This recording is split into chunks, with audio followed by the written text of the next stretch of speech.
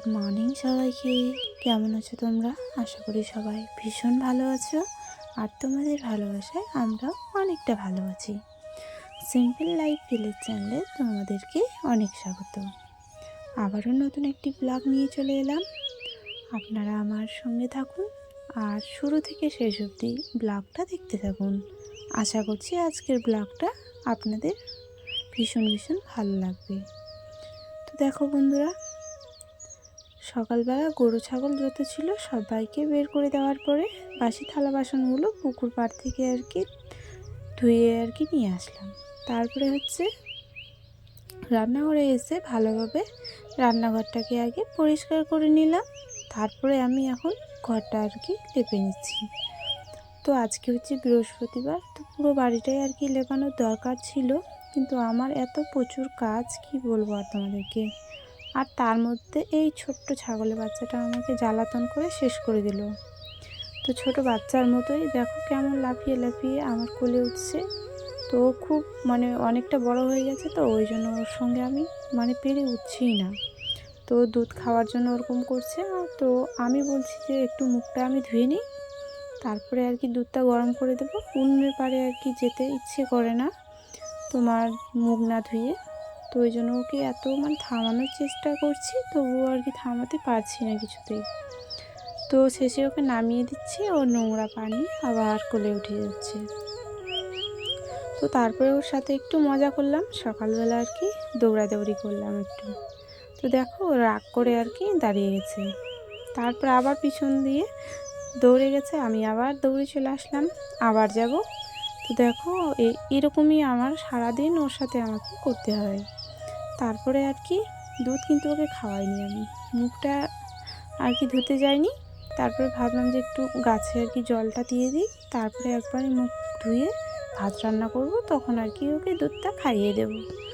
তো এখানে মশারি জাল দিয়ে ঘেরা আছে, তো ওই জন্য ভিতরে ও ঢুকতে পারছে না।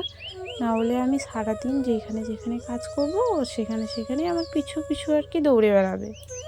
তো ছোট বাচ্চার মতো হয়ে গেছে, তো কবে যে আমাকে ছাড়বে আমি জানি না। তারপরে কি হলো, মুখটা ধুয়ে এসে ভাবলাম যে একটু কাপড়গুলো গুছিয়ে নিই। কয়েকটা কাপড় ছিল, তো ওই জন্য কাপড়গুলো আমি আগে গুছিয়ে নেব, তারপরে ভাত চাপাবো। তো এদিকে দেখো অনেক কটা কাপড় অনেক জড়ো হয়ে গেছে, ওই জন্য ভাবলাম যে আগে কাপড়টা গুছিয়ে নিই, তারপরে আমি রান্নাটা বসাবো। তো এই যে আমার মেয়ে অনেক এটা ছোট্ট একটা লেহেঙ্গার মতো আমার মেয়ে পরে। তো গরিব মানুষ কোথায় অত রকম জিনিস পাবো। তো এটা অর্ডার করে 200 না 300 টাকার মতো দাম নিয়েছিল। তো এখন ও তো অনেকটা বড় হয়ে গেছে, তো ওর সেরকমভাবেও হচ্ছে না। তো বেড়াতে গেছে, ওটা নিয়ে যেতে চাইছিল। তো আমি ওকে বারণ করলাম যে এটা নিয়ে যাস না, অনেকটা ছোট হয়ে গেছে তোর থেকে। তো তারপরে আমি এই যে রান্নাঘরে চলে আসলাম। এখানে এসে আমার সাথে তাড়াহুড়ো করছে, কি বলবো আর, বলার কোনো ভাষাই নেই। তো দেখো তারপরে আমি উনুনটা ধরিয়ে দিয়ে দুধের বালতিটা গরম করে নেব, তারপরে ওকে আমি দুধটা খাইয়ে দেবো। চলো তোমরা দেখতে থাকো আর সঙ্গে থাকো।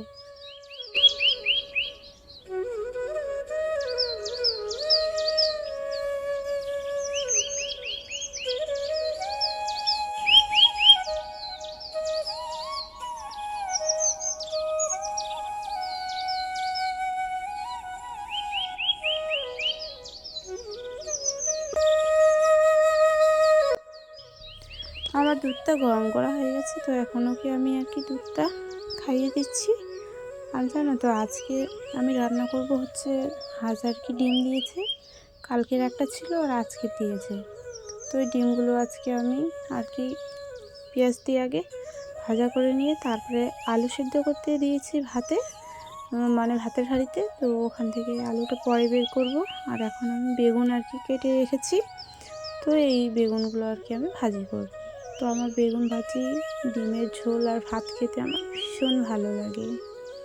তো আজকে দেখো এখন আমি পেঁয়াজ দুটো কেটে নিলাম, তারপরে ডিমগুলো ভালো করে ফেটে আমি বাটিতে নিয়ে নিলাম। তারপরে একটু লবণ দেব, তোমার দাদাভাই আবার হলুদ যদি ডিমে দিই তাহলে খেতেই চায় না। কেউ কেউ আবার হলুদ আর কি দেয় তো ডিমে, তো আমাদের আবার তোমার দাদা আর কি খেতে বসলে পরে ও জানতে পেরে যাবে যে ডিমে হলুদ দিয়েছে কি না। তো হাঁসের ডিম দেখো কত সুন্দর কালারটা, আর হচ্ছে যেগুলো পোলট্রির আর কি ডিম হয় না, তো ওগুলো কেমন যেন দেখতে হয়, ফ্যাকাশে আর কি কালারটা, আর এটা হচ্ছে একদম টকটকে, খুব সুন্দর লাগছে দেখতে। আর খেতেও জানো তো ভারী মজা হয়েছে আজকে। তো দুজন আছি, দুজনের জন্য দুটো আর কি আলাদা করে নিলাম কেটে, তারপরে যে বেগুন ভাজিটা আর কি চাপিয়ে দিলাম। তো আগে আর কি প্রথমে কড়াইয়ে আমি তেল দিয়েছিলাম, তারপরে বেগুনগুলো দিয়ে লবণ হলুদ দিয়ে দিলাম। আর এখন আমি লঙ্কাটা বেটে নেব, হচ্ছে তোমার শুকনো লঙ্কা আর একটু আদা, একটু জিরে, আর একটা হচ্ছে তোমার রসুন দিয়েছিলাম। তো ওটা বেটে নিয়ে আমি বেগুনই দিয়েছিলাম একটু শুধু। তো বেগুন যখনই ভাজা আর কি করবে, তখন যদি একটু লঙ্কার আর কি শুকনো লঙ্কার যদি একটু আর কি বাটা দেওয়া যায় তাহলে খুব সুন্দর লাগে খেতে। তারপরে দেখো আমি পেঁয়াজ আর টমেটো আগে দিয়েছিলাম, তারপরে হচ্ছে সেদ্ধ করা আলুগুলো দিলাম। দিয়ে দেওয়ার পরে যত ছিল লবণ হলুদ লঙ্কা বাটা যত ছিল সব কিছু দিয়ে একসাথে মিক্স করে অনেকক্ষণ ধরে নাড়িয়ে চাড়িয়ে তারপরে এখন আমি জল ঢেলে দিলাম। তারপরে এখন আমি ডিমগুলো দিয়ে রান্নাটা আমি এখানেই শেষ করব। তো চলো বন্ধুরা, সবাই সাথে থাকো আর ভিডিওটি শেষ অবধি দেখতে থাকো। তো ডিমগুলো আমি এখন দিয়ে দিলাম, তো একটু আর কি ঝোলটা ফুটুক, তাহলে অনেকটাই খেতে বেশি ভালো লাগবে। তো দেখো ফাইনালি আমার তরকারি হয়ে গেছে। তো দেখো কালারটা কি সুন্দর হয়েছে, আর খেতেও জানো তো এত সুন্দর হয়েছিল ভাবতে পারিনি আমি। তারপরে ওইদিকে আবার রোদে আবার ধানগুলো মেলাতে বাকি আছে। তো তোমার দাদাভাই কিছুটা দিয়েছে আর কিছুটা আর কি উঁচু হয়েছিল, তো ওটাই আমি আর কি কোদাল দিয়ে টেনে টেনে আর কি দিলাম যতটা পারি।